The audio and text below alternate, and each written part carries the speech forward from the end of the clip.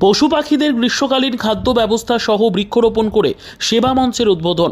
গ্রীষ্মকালীন সময়ে অসহায় পশু পাখিদের জন্য গাছে গাছে পানীয় জল সহ খাদ্য ব্যবস্থা করার পাশাপাশি সবুজায়নের লক্ষ্যে ও অসহায় দুস্থ মানুষদের পাশে থাকার শপথ নিতে ময়ূরেশ্বরের কোটাসুরে উদ্বোধন হলো সেবা মঞ্চ।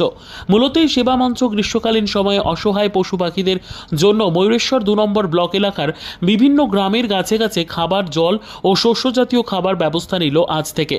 রবিবার আনুষ্ঠানিকভাবে কোটাসুরের মদনেশ্বর শিব মন্দিরে বিশেষ অতিথিদের উপস্থিতিতে সেবা মঞ্চ নামক এক স্বেচ্ছাসেবী সংস্থার উদ্বোধন করল ময়ূরের 2 নম্বর ব্লক এলাকার একাধিক যুবক যুবতীরা। আজকের এই অনুষ্ঠানে উপস্থিত ছিলেন ময়ূরেশ্বর 2 নম্বর পঞ্চায়েত সমিতির সভাপতি অনিতা আদিত্য, বিশিষ্ট সমাজসেবক শ্যামাপদ মণ্ডল, উপস্থিত ছিলেন বিশিষ্ট সমাজসেবক প্রমোদ রায়, আশিস মণ্ডল। এছাড়াও এই মঞ্চে উপস্থিত ছিলেন বিশিষ্ট সমাজসেবক মল্লারপুর নৈশুভার কর্ণধার সাধন সিংহ সহ ময়ূরেশ্বরের বুকে নতুন করে গজিয়ে ওঠা স্বেচ্ছাসেবী সংস্থা সেবা মঞ্চের প্রায় 50 জন সেবক সেবিকারা। আজ বিশেষ অতিথিদের বরণ পর্ব সেরে অসহায় দুস্থ মানুষদের বস্ত্রদান ও বৃক্ষরোপণ করে অনুষ্ঠানের শুভ সূচনা করা হয়। এছাড়াও তার পাশাপাশি এই সেবা মঞ্চ সংস্থার পক্ষ থেকে ময়ূরেশ্বরের 2 নম্বর ব্লক এলাকার বিভিন্ন গ্রামে অসহায় দুস্থ মানুষদের বস্ত্রদানের পাশাপাশি পাখিদের জন্য গাছে গাছে পানীয় জল ও খাবারের ব্যবস্থা করল বলে জানা যায়। ময়ূরেশ্বর 2 নম্বর ব্লকের অন্তর্গত কোটাসুর গ্রামে শিব মন্দির প্রাঙ্গণে আমরা একটা স্বেচ্ছাসেবকের শুভ উদযাপন করলাম, যার নাম সেবা মঞ্চ। এখানে আমরা আজকে বৃক্ষরোপণ কর্মসূচি থেকে শুরু করে দারিদ্র অসহায় মানুষদের বস্ত্র বিতরণ ও আপনারা দেখতে পেলেন যে এখানে আমাদের পশু পাখিদের যে গ্রীষ্ম আসছে, সেই গ্রীষ্মে তাদের একটা খাবারের সংকট দেখা দেয়। সেই কারণে আমরা আজকে তাদেরও খাবার গাছে একটা ভাঁড়ের মধ্যে বেঁধে সাহায্য করলাম। আর আমাদের এই যে এই অভিযান আমাদের আশা করি আমাদের ব্লক স্তরের যত গ্রাম আছে সব দিকেই ছড়িয়ে যাবে। এমনকি আমরা আগামী দিনে বীরভূম জেলা জুড়ে এই অভিযান চালাবো। এখনও পর্যন্ত প্রায় আজকে প্রথম শুরু হলো, এতেই আমাদের সদস্য সংখ্যা প্রায় 50 জন ছুঁয়ে গিয়েছে। আগামী দিনে এটা আমরা আরও বাড়াবো ও পুরো জেলা জুড়ে অভিযান চালাবো। আজকে কোন কোন গ্রামে বা কতগুলি গ্রামে এই অভিযান চলবে? আজকে প্রায় আমরা কোটাসুর চালালাম, এর পাশাপাশি আরও 2-3টে গ্রাম এখনও পর্যন্ত কাজ শুরু হয়েছে, আমরাও সেখানে যাব। তারপর আগামী দিন থেকে আমাদের এই যে উদযাপন শুরু হলো, এইভাবেই প্রত্যেক দিন আমাদের কর্মসূচি বিভিন্ন গ্রামে চলতে থাকবে। আজকে এখানে কতগুলো গাছে পশু পাখিদের জন্য খাবারের ভাঁড় আর করলেন? আজকে প্রায় আমরা এখানে 8 থেকে 10টি গাছে পশু পাখিদের ভাঁড়ে খাবার বানলাম ও প্রায় আমরা 10 থেকে 15টি শিশু চারা গাছ, বিভিন্ন গাছ ছিল, সেগুলো বৃক্ষরোপণ করলাম। আপনার নাম ও পরিচয়? আমার নাম অভরজিৎ মণ্ডল, গ্রাম গড়গড়া।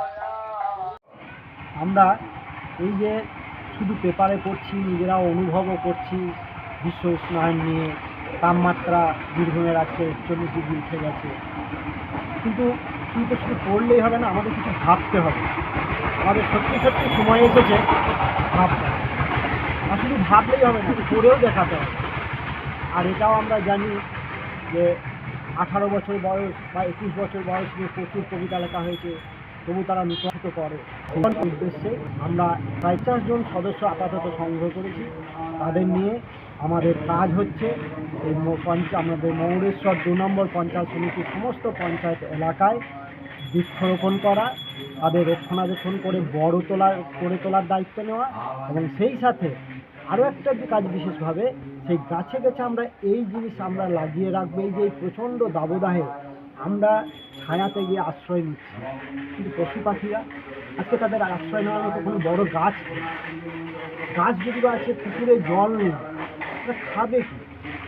সেই উদ্দেশ্যে আমরা তারা যাতে জল খেতে পারে, সেই জন্য খাবার যারা পায়, সেই জন্য আমরা এই সমস্ত পঞ্চায়েতে আমরা বিভিন্ন জায়গায় কয়েকশো করে আমরা এই পাত্র আমরা সেখানে কাছে কাছে আটকে রাখবো, যাতে তারা অসময়ে জলটা খেতে পারে।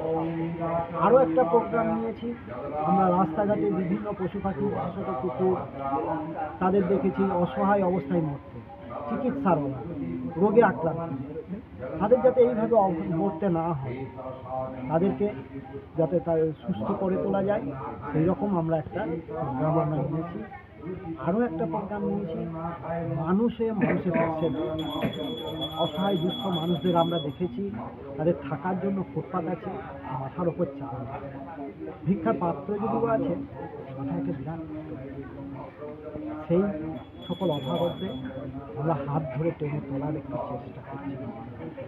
যদি আমরা আরও বৃহত্তর অংশটা আমরা আমাদের কাজে যদি আমরা তাদেরকে একত্রিত করতে পারি, আগামী দিনে আশা করছি এই সকল মানুষদের, পশু পাখিদের সকলকে যাতে বাসযোগ্য হয় পৃথিবীটা, তার একটা চেষ্টা আমরা করতে পারছি। দাদা আপনার নাম ও পরিচয়? আমার নাম পরেশ ভান্ডারী, আমি এই সেবা মঞ্চেরই একজন সদস্য।